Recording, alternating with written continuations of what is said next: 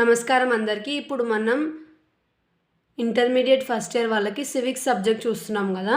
So previous వీడియోలో మనం unit 5 complete చేసాము. ఇప్పుడు మనం యూనిట్ 6లో ఏవైతే ఇంపార్టెంట్ ఎస్సే ఆన్సర్స్ ఉన్నాయో అవి చూద్దాము. So first important essay answer ఏంటంటే మనకి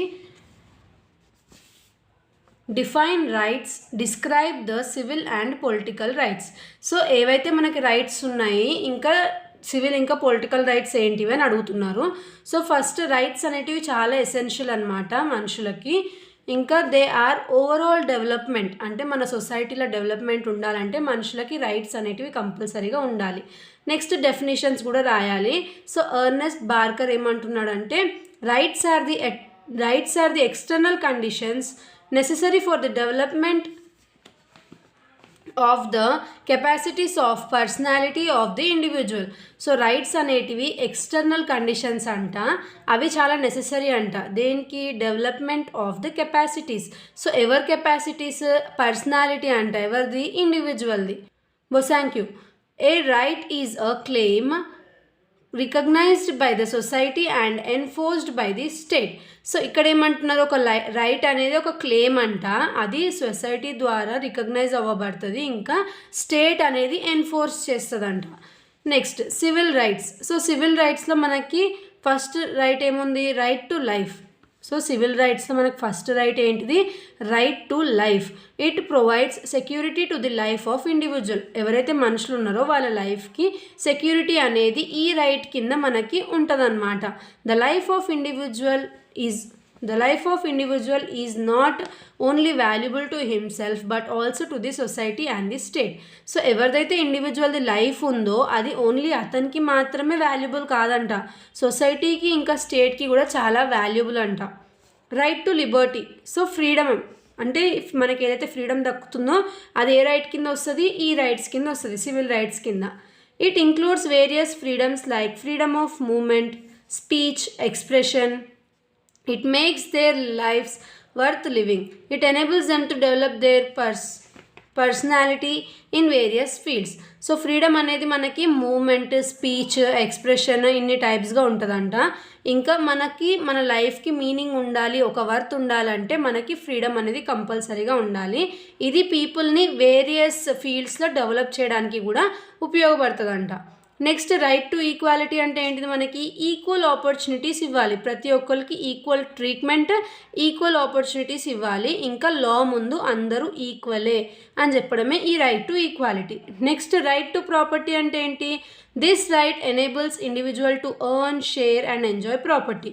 సో ఇండివిజువల్కి సంపాదించడానికి, వేరే వాళ్ళకి షేర్ చేయడానికి, ఇంకా ఎంజాయ్ చేయడానికి ప్రాపర్టీని ఈ రైట్ అనేది హెల్ప్ చేస్తుంది. సో ఇది అనేది చాలా ఇంపార్టెంట్ అంట ఇండివిజువల్కి. దేనికోసం? హయ్యర్ స్టాండర్డ్ ఆఫ్ లివింగ్ ఉండాలంటే మనకి రైట్ టు ప్రాపర్టీ అనేది కంపల్సరీగా ఉండాలి. Next right to religion. So ఇదంటే ఏంటిదంటే మనకు నచ్చిన రిలీజన్ని మనం ఫాలో అవ్వడానికి ఈ రైట్ అనేది మనకి హెల్ప్ చేస్తుంది. వేరే వాళ్ళు ఎవరో వచ్చి మనకు ఫోర్స్ఫుల్గా ఇదే ఫాలో అవ్వాలి, నువ్వు ఈ రీజన్కి మారిపో అని చెప్పడం ఎవరికి అలాంటి రైట్ అనేది లేదు. మనకు నచ్చిన రీజన్ని మనం ఫాలో అవ్వే రైట్ మనకి ఉందని చెప్పి మనకి ఈ సివిల్ రైట్ అనేది ప్రొవైడ్ చేసినారు. Next right to constitutional remedies. So ఇందులో ఏం చెప్తున్నారు? This right protects all the other rights. People go to the courts if their rights are violated either by the individuals or by the government. Civil rights become meaningless in the absent of this rights. So ఇప్పుడు ఎవరైతే పైన ఇవన్నీ rights ఉన్నాయో, ఈ పైన ఏవైతే మిగతా civil rights ఉన్నాయో అవన్నిటిని ఈ కాన్స్టిట్యూషనల్ రెమెడీస్ అనేది ప్రొవైడ్ చేస్తుంది, ఇంకా ప్రొటెక్ట్ కూడా చేస్తుందంట. సో ఎవరికన్నా వాళ్ళ ఏదైతే రైట్స్ ఉన్నాయో వీటిని వేరే వాళ్ళు కనుక వయలేట్ చేయడం కానీ, లేదంటే ఫాలో అవ్వకుండా ఉండడం కానీ లాంటివి ఏమైనా చేస్తే ఇది అనేది చూసుకుంటుందంట. నెక్స్ట్ ఇంకేం చేస్తుందంట? ఇది లేకుండా ఈ సివిల్ రైట్స్ అనేది కంప్లీట్ అవ్వదంట. Next political rights. పొలిటికల్ రైట్స్లో మనకి ఏముంటాయి? రైట్ టు ఓట్, అంటే మనకు నచ్చిన వాళ్ళకి మనం ఓట్ వేసుకోవచ్చు వన్స్ మనకి 18 years క్రాస్ అవుతాయి. Next right to contest in elections, అంటే మనం సిటిజన్స్గా మనం కూడా ఏం చేయొచ్చు? ఎలక్షన్స్లో పార్టిసిపేట్ చేయొచ్చు అక్కడ మెంబర్స్గా. Right to hold public offices. So public offices అంటే ఏంటివి, లైక్ ఏమైనా గవర్నమెంట్ జాబ్ కానీ ఏదైనా ఉంటాయి కదా, సో అలాంటి అథారిటీస్లో ఒక డిగ్నిఫైడ్ మేనర్లో ఏదైనా జాబ్ ఉంటే అది చేసే రైట్ కూడా మనకు ఉంటుంది. బట్ దానికి ఏదైతే డాక్యుమెంట్స్ కానీ అప్లికేషన్స్ కానీ ఎగ్జామ్స్ ఇంకేమైతే అప్లికేబుల్ ఎలిజిబిలిటీస్ ఉన్నాయో అవన్నీ మనం ఫాలో అవి అవన్నీ కంప్లీట్ చేస్తే మనము ఏదైతే పబ్లిక్ ఆఫీసెస్ ఉన్నాయో అందులో వర్క్ కూడా చేయొచ్చు. Right to petition. People can give complaint against public officer if he do not perform his obligations properly. It is considered as a vital political right in the modern state.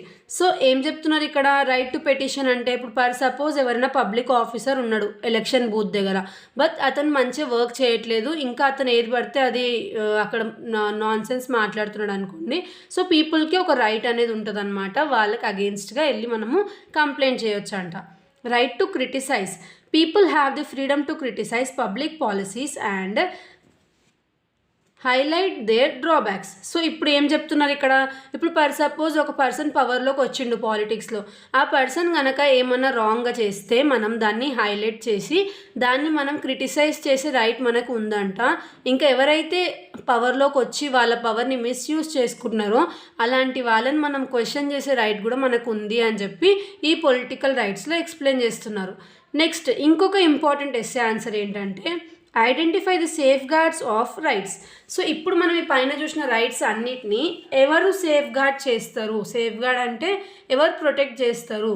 First democratic rule. So democratic rule అంటే ఏంటిది, democracy not only gives rights but also provides various measures to safeguard them.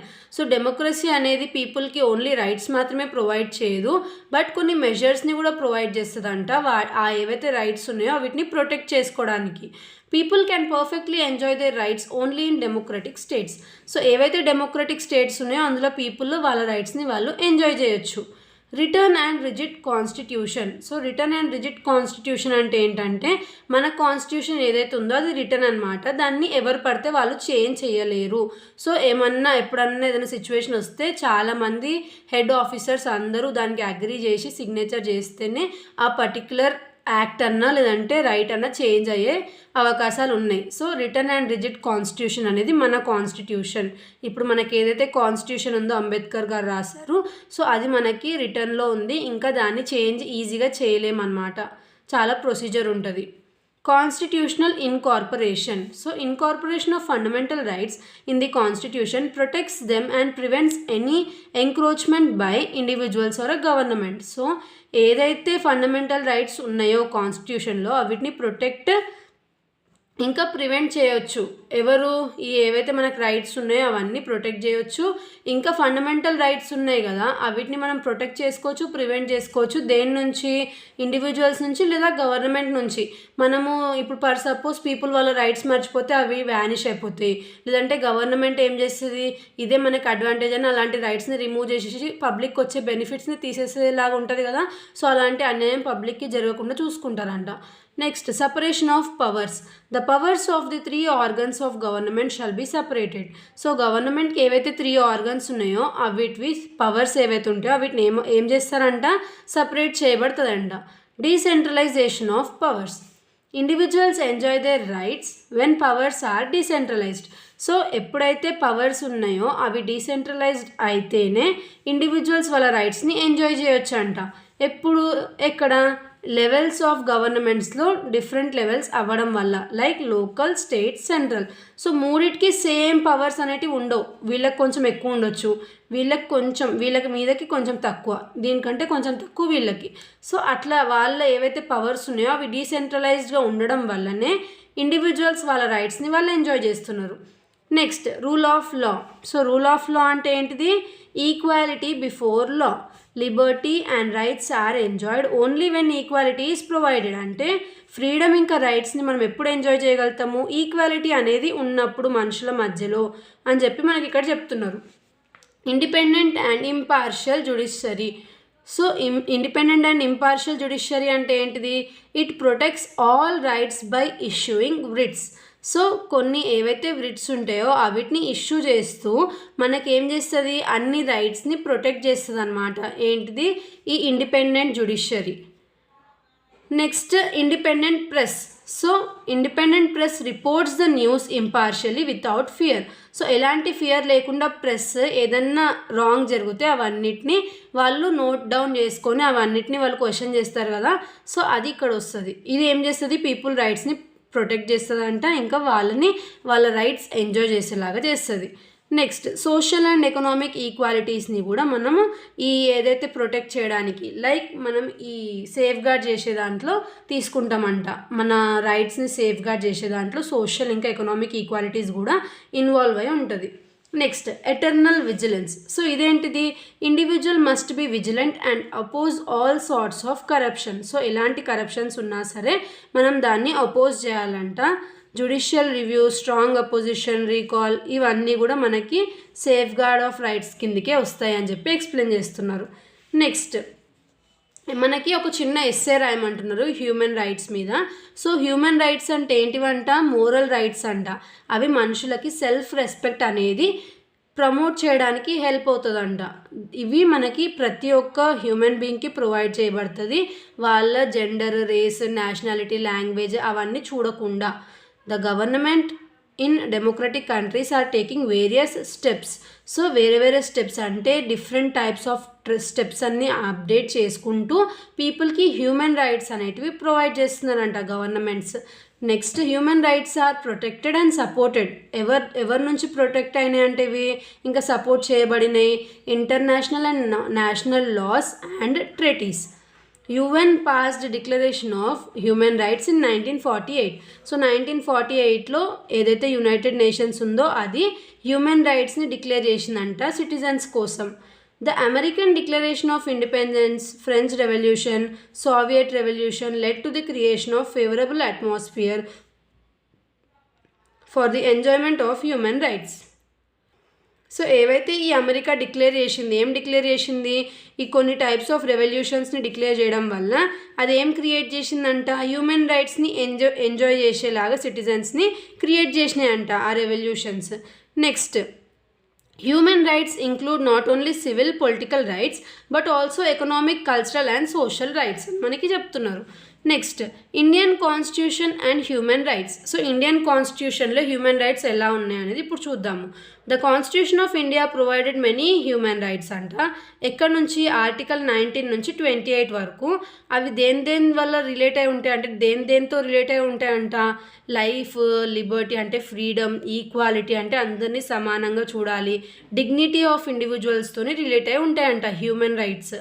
Constitution guaranteed. ఏం guarantee ఇచ్చిందంట, మనకి ఏదన్నా మనకు నచ్చింది మాట్లాడేది, మనకి ఏమనిపిస్తే అది ఎక్స్ప్రెస్ చేయొచ్చు, ఇంకా మూమెంట్స్, సెటిల్మెంట్ ఇవన్నీ మనకి ఓపెన్గా అంటే ఫ్రీడమ్ ఇచ్చిందంట మనకు నచ్చింది చేసుకోవడానికి. ఎవరు, constitution. It provided right to life, right to Liberty and protection from arbitrary arrest and custody. So మనం ఏం తప్పు చేయకుండా, అది ప్రూవ్ కాకుండా మనని వాళ్ళు వచ్చి అరెస్ట్ చేయడం కానీ కస్టడీలోకి తీసుకునే రైట్ వాళ్ళకి లేదు. చైల్డ్ లేబర్ కూడా చేయకూడదు. Bonded labour, sale, purchase of human beings are prohibited. అంటే అవన్నీ ఇల్లీగల్. అవి ఫాలో అయినట్టు ఎవరైనా కనిపిస్తే జైల్లో ఇస్తారు. Constitution also provided religious freedom to all citizens. So మనకు నచ్చిన రిలీజన్ని మనం ఫాలో అవ్వచ్చు, ఎవరి మాట విని మనం కన్వర్ట్ అవ్వాల్సిన నీడ్ లేదు. National human rights commission was established in 1993. So 1993లో నేషనల్ హ్యూమన్ రైట్స్ కమిషన్ అనేది ఫామ్ అయింది. సో దట్ మన హ్యూమన్ రైట్స్ని ప్రొటెక్ట్ చేసుకుంటూ ఉంటారనమాట. వాళ్ళు ఎలాంటి చేంజెస్ చేయాలి పీపుల్కి అనుకూలంగా అని చెప్పి చేసుకుంటూ వీటిని ప్రొటెక్ట్ చేస్తూ ఉండడానికి మనకి ఈ కమిషన్ అనేది చేసినారు. సో ఇవి మనకి ఎస్ఏ ఆన్సర్స్లో ఇంపార్టెంట్ క్వశ్చన్స్. నెక్స్ట్ వీడియోలో మనము ఇంపార్టెంట్ షార్ట్ ఆన్సర్స్ ఏంటివో చూద్దాము. Thanks for watching.